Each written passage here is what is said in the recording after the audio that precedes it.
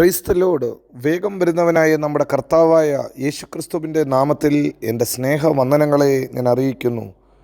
മർക്കോസ് സുവിശേഷം 4-ാം അധ്യായം 41-ാം വാക്യം.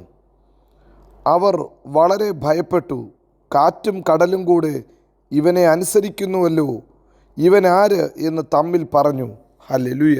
ഇവൻ ആർ? കാറ്റും കടലും കൂടെ ഇവനെ അനുസരിക്കുന്നല്ലോ.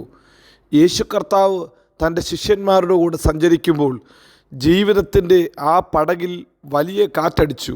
പ്രതിസന്ധിയുടെ നടുവിൽ യേശു കർത്താവിനെ വിളിച്ചുണർത്തിയപ്പോൾ അവൻ ആ പ്രശ്നത്തിന് പരിഹാരം കൊടുത്തു. അവൻ്റെ വാക്കിനകത്ത് കാറ്റും കടലും അമർന്നു. ഈ ചരിത്രം നമുക്ക് നന്നായിട്ടറിയാം. ഹല്ലേലൂയ.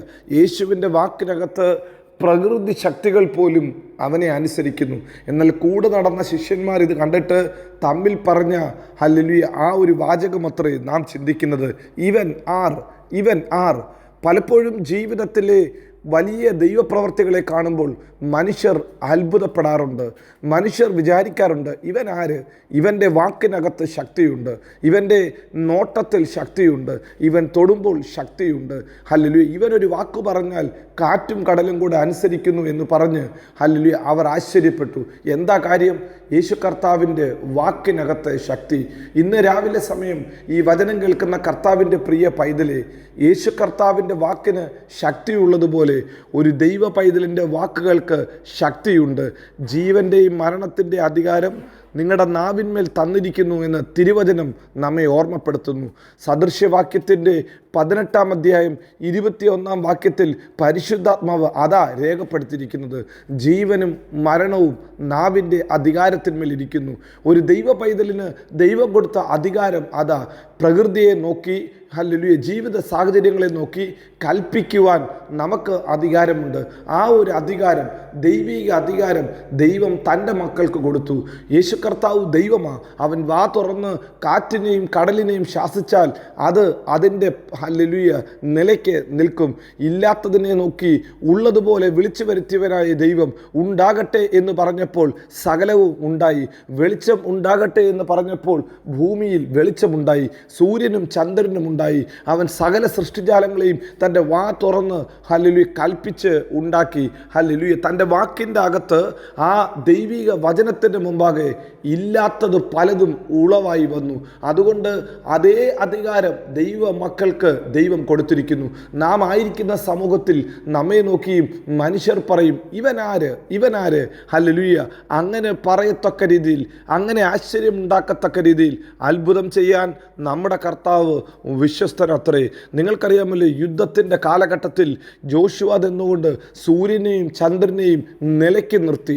അതിനോട് കൽപ്പിച്ചു, സൂര്യ നീ ഗിബെയോനിലും ചന്ദ്ര നീ അസ്കലോനിലും നിൽക്കുക എന്ന് പറഞ്ഞ് അവയെ നിശ്ചലമാക്കിയ വേദപുസ്തക ചരിത്രം നമുക്ക് സുപരിചിതമത്രേ.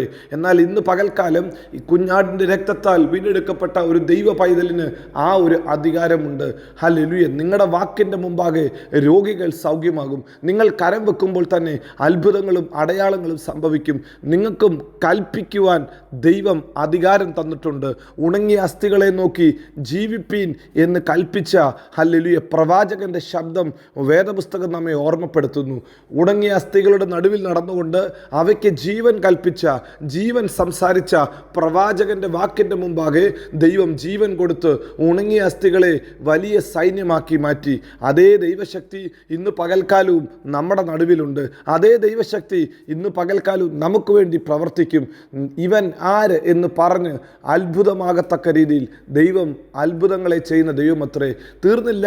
വേദപുസ്തകം പറയുന്നു, വാക്കിൽ മാത്രമല്ല പ്രവൃത്തിയിലും യേശു ശക്തിമാനാണ്. യേശു ഒരു കാര്യം പ്രവർത്തിച്ചാൽ അത് അങ്ങനെ തന്നെ സംഭവിക്കും. 5 അപ്പം തൻ്റെ കരത്തിലെടുത്ത് സ്വർഗത്തേക്ക് നോക്കി വാഴ്ത്തി അത് നുറുക്കാൻ തുടങ്ങിയപ്പോൾ താൻ നുറുക്കിയതിനെ വർദ്ധിച്ചു. ആൾക്കാർ അത്ഭുതപ്പെട്ടു, കണ്ടവർ ആശ്ചര്യപ്പെട്ടു. യേശു കർത്താവിൻ്റെ ഹല്ലേലൂയ പ്രവർത്തികൾക്കും ശക്തിയുണ്ട്. അവൻ വാക്കിലും പ്രവൃത്തിയിലും ശക്തിയുള്ള പ്രവാചകന. ഹല്ലേലൂയ. ഇന്ന് പകൽക്കാലം ഈ വചനം കേൾക്കുന്ന നമ്മെ ഓരോരുത്തരെയും ദൈവം അതേ ശുശ്രൂഷ ഏൽപ്പിച്ചിരിക്കുന്നത്. വിശ്വസിക്കുന്നവരാൽ ഈ അടയാളങ്ങൾ സാധ്യമാകും. അവർ രോഗികളുടെ മേൽ കൈവച്ചാൽ അവർക്ക് സൗഖ്യം വരും. അവർ മരണകരമായി യാതൊന്ന് കുടിച്ചാലും അവർക്ക് ഹാനി വരത്തില്ല. നോക്ക്, അപ്പസ്തോലന്മാർ കടന്നുപോയ എല്ലാ വഴികളിലും അവരുടെ നിഴല് വീണപ്പോൾ തന്നെ രോഗികൾ സൗഖ്യമാക്കാൻ തുടങ്ങി. അവരുടെ സാന്നിധ്യം അത്ഭുതങ്ങളെ വിളിച്ചു വരുത്തി. പത്രോസും യോഹന്നാനും സുന്ദരമെന്ന ദേവാലയ ഗോപുരത്തെങ്കിൽ വന്നപ്പോൾ ആ മുടന്തനെ കണ്ടപ്പോൾ അവനെ നോക്കി ഹല്ലേലൂയ അവനോട് കൽപ്പിക്കുക മാത്രമല്ല, കരം നീട്ടി അവനെ പിടിച്ച് എഴുന്നേൽപ്പിച്ചു. ക്ഷണത്തിൽ അവൻ്റെ കാലും നരിയാണിയും ഉറച്ചു. അവൻ നടന്നും തുള്ളിയും ദൈവത്തെ ആരാധിച്ചു. ഹല്ലേലൂയ. അവൻ ദേവാലയത്തിൽ പ്രവേശിച്ചു. അത്ഭുതങ്ങളും അടയാളങ്ങളും ചെയ്യുന്ന ദൈവത്തിൻ്റെ പ്രവൃത്തി ഇന്ന് പകൽക്കാലവും ദൈവസഭയ്ക്ക് ദൈവം തന്നിട്ടുണ്ട്. ലോകത്തെ കീഴ്മേൽ മറിച്ചവർ എന്ന് പറയത്തക്ക രീതിയിൽ അവരുടെ നിലയ്ക്കും വിലയ്ക്കും ദൈവം വ്യത്യാസം വരുത്തി. യേശുവിനെ നോക്കിക്കൊണ്ട് ഇവൻ ആർ എന്ന് പറഞ്ഞ അതേ ചോദ്യം ഇന്ന് പകൽക്കാലവും ദൈവസഭയെക്കുറിച്ച് ദൈവമക്കളെക്കുറിച്ച് ലോകം പറയുവാൻ ഇടയാകട്ടെ. ദൈവം തൻ്റെ അധികാരത്തെ, തൻ്റെ ഹല്ലേലൂയ ആ സ്വർഗീയമായ ശക്തിയെ ദൈവമക്കൾക്ക് കൊടുത്തിരിക്കുന്നു. ദൈവത്തിൻ്റെ പരിശുദ്ധാത്മാവ് നമ്മുടെ മർത്യശരീരങ്ങളിൽ വ്യാപരിക്കുമ്പോൾ, ഹല്ലേലൂയ വസിക്കുമ്പോൾ, നാം വാ തുറന്ന് കൽപ്പിക്കുമ്പോൾ അത്ഭുതം സംഭവിക്കും. നാം കരം നീട്ടി ഒരു കാര്യം ചെയ്യുമ്പോൾ നമ്മുടെ കരങ്ങളുടെ പ്രവൃത്തികളെ ദൈവം സാധ്യമാക്കി തരും. നമ്മുടെ കൂട്ടുകാരുടെ മുമ്പാകെ, സഭയുടെ മുമ്പാകെ, ദേശത്തിൻ്റെ മുമ്പാകെ ഇവനാർ എന്ന് പറഞ്ഞ് അത്ഭുതകരമായ ചോദ്യം ചോദിക്കത്തക്ക രീതിയിൽ ദൈവം അത്ഭുതങ്ങളും അടയാളങ്ങളും ഈ ദിവസങ്ങളിൽ നമ്മളിലൂടെ ചെയ്യുമാറാകട്ടെ. നമ്മുടെ കർത്താവ് വിശ്വസ്തൻ, നമ്മുടെ കർത്താവ് വാക്കുമാറാത്തവൻ. അവൻ നമ്മെ എല്ലായിടത്തും എല്ലായ്പ്പോഴും ക്രിസ്തയേശുവിൽ ജയോത്സവമാക്കി നടത്തും. God bless you. Amin, Amin.